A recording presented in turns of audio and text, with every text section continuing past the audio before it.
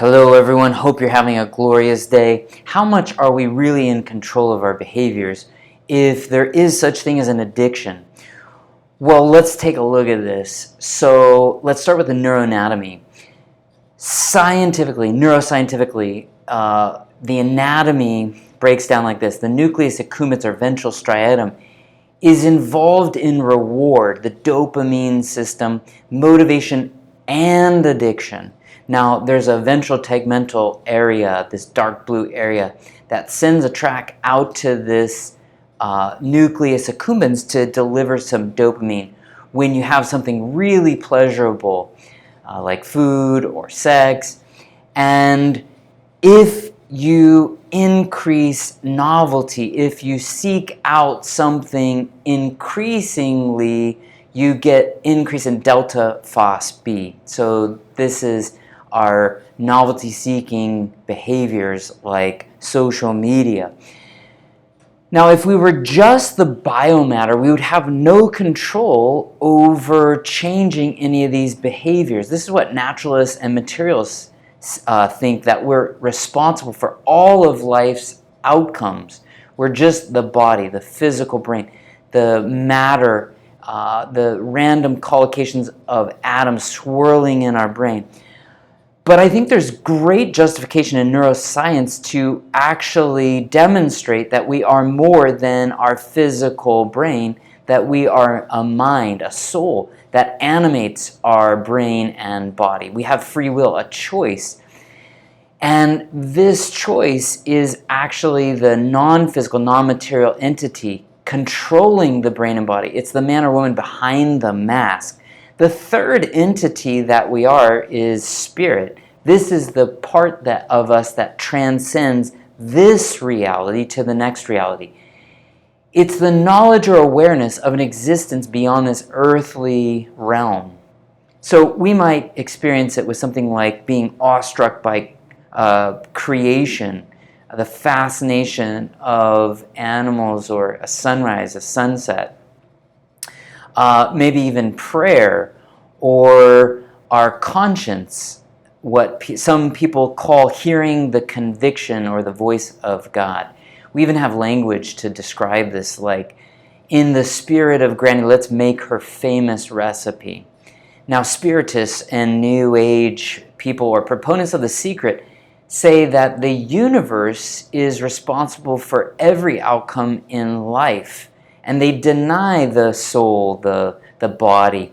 Mystics and Calvinists would even say within a Christian or religious context that we have no input, that God determines all outcomes in life.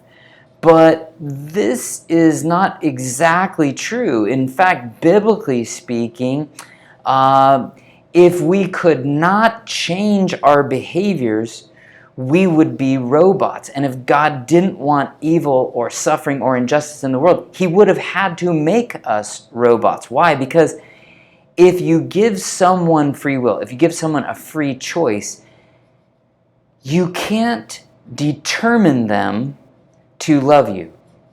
By its definition, they have the free will or choice to love you freely.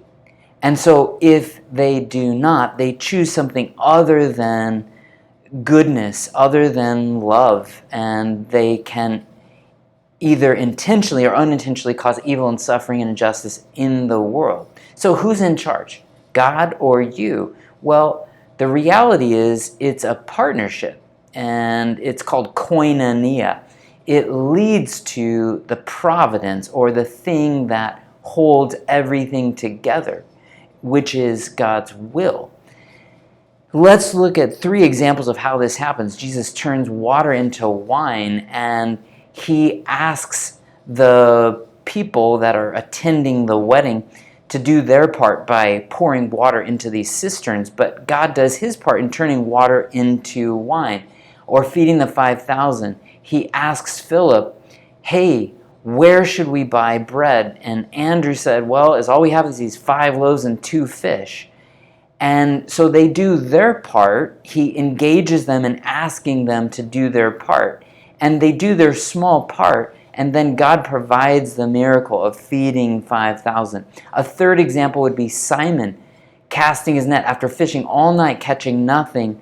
God says, hey, cast your net out one more time. And discouraged, he doesn't want to. It doesn't even make sense. He doesn't even know why God's asking him to do this. But in obedience, he goes ahead and throws his net over, and God provides the miracle. This is the partnership which creates the outcome of providence. So if God exists outside of the space-time continuum, he has seen all of time from beginning to end. An analogy of this would be if I had a recording of you and what you did last Friday, would it change your free will decision, your choice of what you did then? Even if I could watch it before or after, it wouldn't change your choice of what you did. And if God is all-powerful, well, he can also write himself into this story, intervene through his Son, Jesus, through his presence, the Holy Spirit, and his followers, the church. I hope you enjoyed this video. Look forward to talking with you next time.